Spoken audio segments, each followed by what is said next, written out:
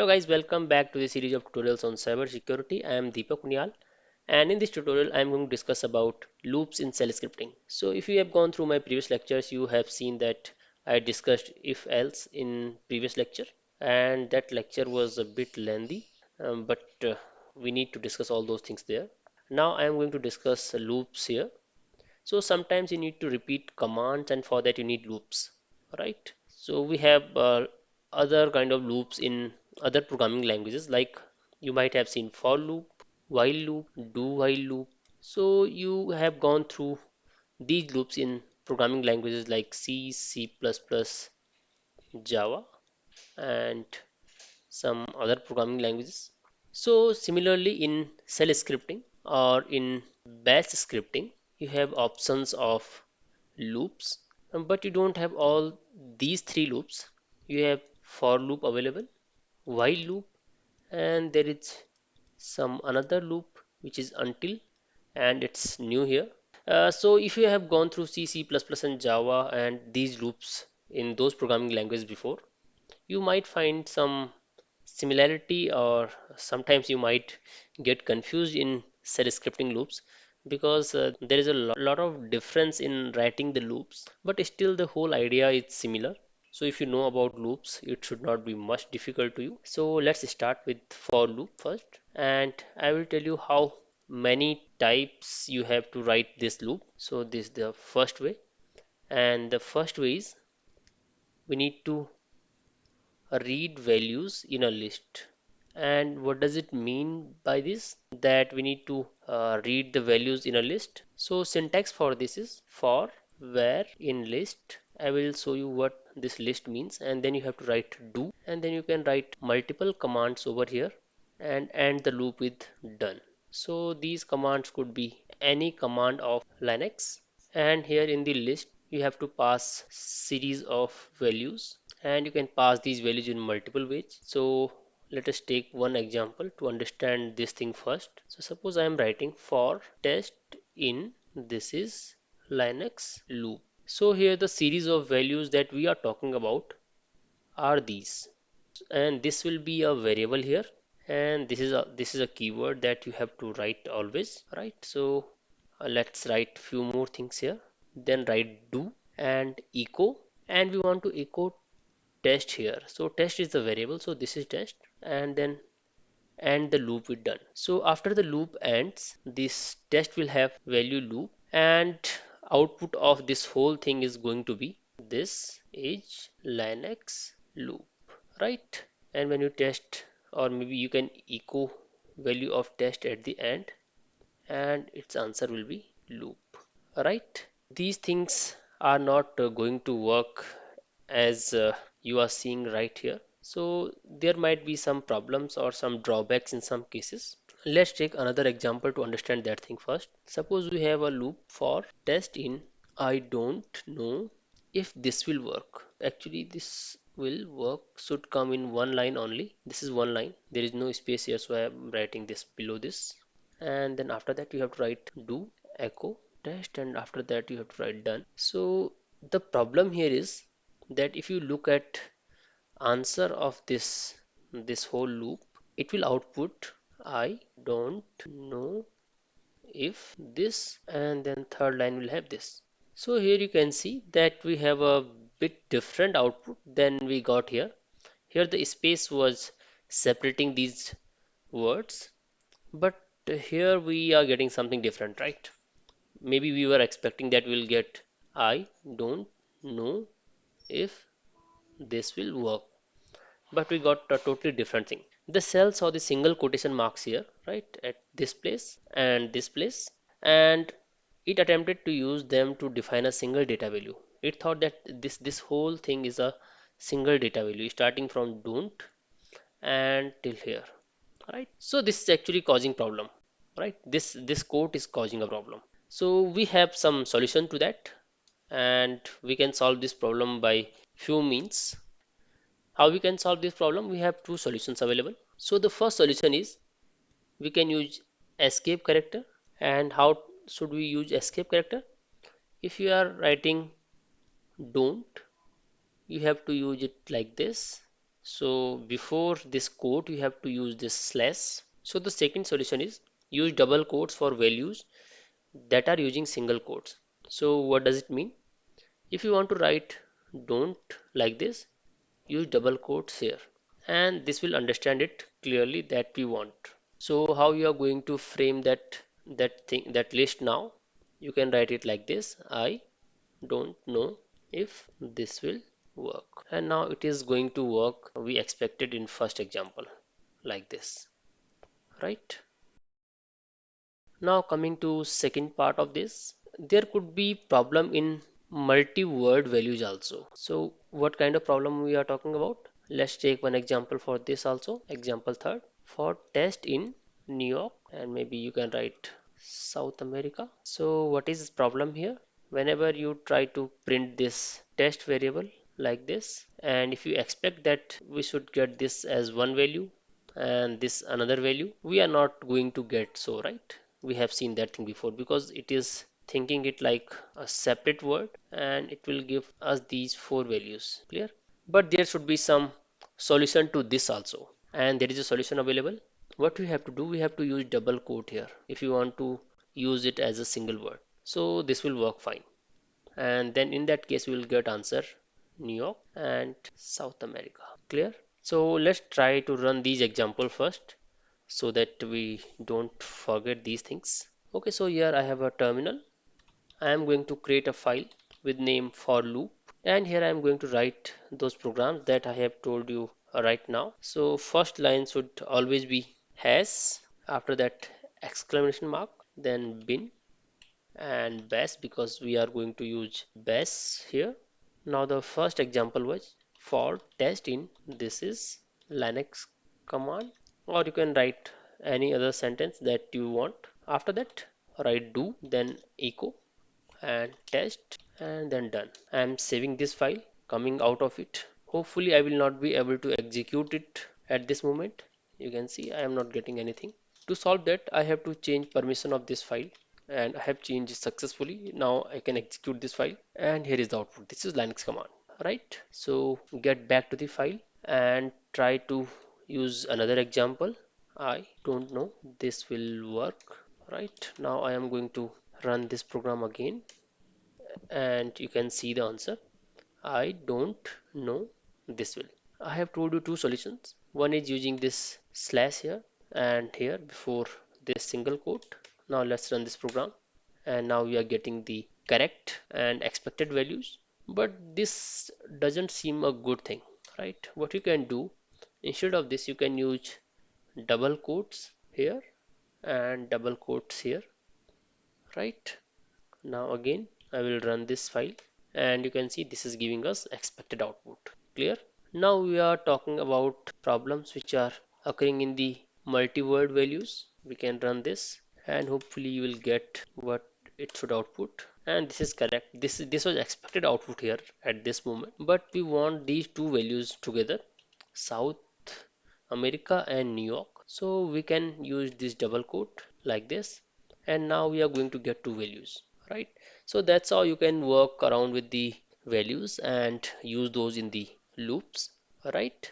Now I will clear this and we'll talk about few more things. Okay, so let's move ahead. So we are going to read list from a variable. So what we are going to do exactly here, we are going to create a list which will keep some values inside this like New York and South America, right? And you can add some values here. It is actually concatenating two things. So I will use list here. We are taking values from here, and then I am using double quote, and I can add some new value here, maybe India, right? So now list have these four values and this fifth value. Now you can use for loop again, for state in list, and then again the same way echo and state, and after that done. And in this way you are going to print the desired values. I will run this program for you so that you can see it in action. So we'll open the loop file and we'll convert this to a list first, or maybe I can remove all these things from here, and this is a list. Now we are going to concatenate some other value to the list. So this is the list from above, and now we are going to add something more to it. For state in list, and now rest of the things are same. So you might see what it outputs. So we are getting these five values. Right now we are not getting New York together and South America together, and we are getting these as separate word, but don't worry, we'll look into that later on. Now coming to another part, we can also read the values from commands. So let's move towards that, and this is very important. So what is mean by reading values from command? So let's do one thing, create a file with name states and add some states to that file. You can add maybe Delhi, and then another one in next line, maybe Uttarakhand, then Rajasthan, Uttar Pradesh, and so on. So we have four states as of now. So what I am going to do, I am going to create a command here, or I am going to create a variable here, file, and in that I am storing states. Then after that I am writing this for state in, and you have to use dollar sign here, and then we are writing a cat command here, cat file. So what it is going to do, it will list all the content of this file states. Alright, so we have stored this name into this variable and we are using that variable here. Clear? After that, do, then echo, and you can write visit beautiful, and then you can write a name of state here and close this inside double quotes. Alright, so this is going to print something, right? So let's run this program first and then we'll understand how it is working and what should you do if it doesn't work, right? So let's create a file states first. In this I am going to add Delhi, or maybe add few more. So these are seven states. I am saving this file and I will create one more read loop, right? So this is shell script file. You can also make it like this, sh file equal to states. So this is a variable for state in, and this state that is coming in this line now, it's a value that is coming from the command that we are going to pass here, cat, and then file. So we'll get some values from here, right? And those values will come to the state variable one by one. So do, and now we are going to print visit beautiful, and then state here, right? So this program is done. Let's run this program now. So first I will show you the content of this states file. Now I'm going to chmod 766 and then read loop so that we can execute this file, read loop. And here you can see we are getting Delhi, Uttarakhand, Uttar and Pradesh are in two different lines, and that is the problem, right? Similarly, Madhya Pradesh we are getting in two different lines, and this is a big problem because we wanted to read this thing as one and this thing as one. So how can you solve this problem? So for solving this problem, when you are reading values from a file, you need to change the field separator. And what is that? So we are going to discuss that thing now.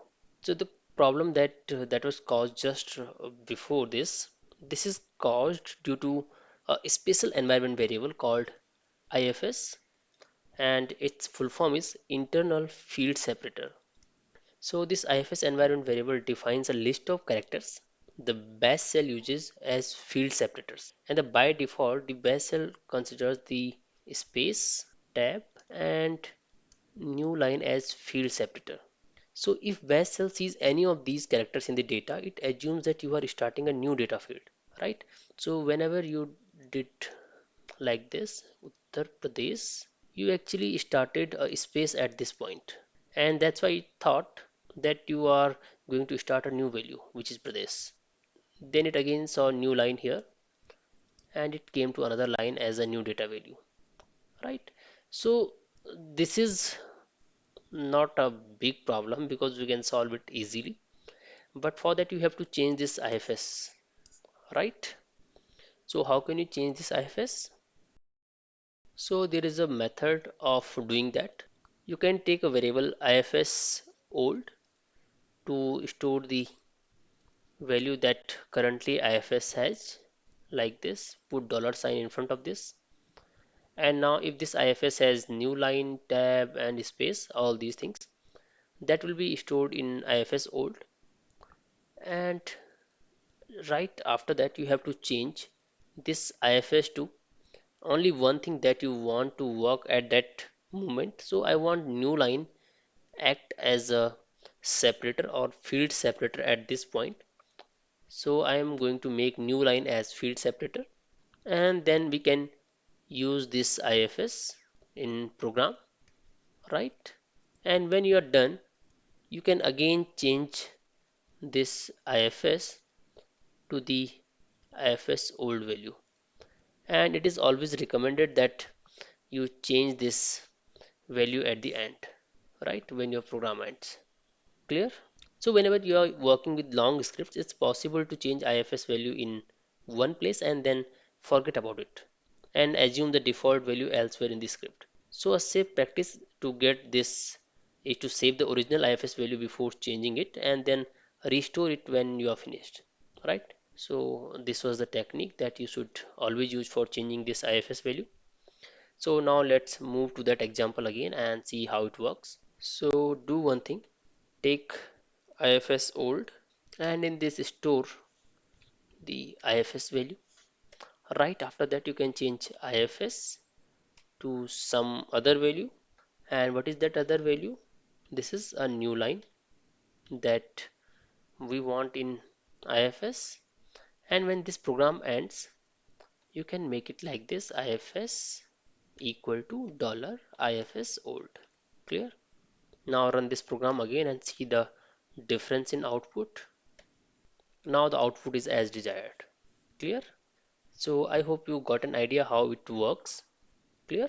You can also use C style for loop in bash scripting. So what you have to do, you have to first create a file here, and I will write C for loop sh. So let's understand how we are going to do it here. So let's create a for loop, and you have to use two brackets here. You should keep this thing in mind. Then if you want to use a variable, you have to use a variable like this. I am starting a with 1, then I am checking condition here, which is a should be less than 10, and then a plus plus. So you can see that most of the things are similar. Here spaces are allowed. You can give spaces here and this will not cause any problem. One more thing you should note here, that variable is not preceded by any dollar sign in this for loop, right? And we are not using expr here. Clear? So sometimes we use expr command, you have seen in previous lecture, but now we are not using that. Clear? So let's execute this program. Do and then echo dollar $a, and after that done. Now run this program, and here you can see 1 2 3 4 up to 9, and this is because we have this program which is checking condition a less than 10. Clear? You can use multiple variables inside a loop, and how you can do that?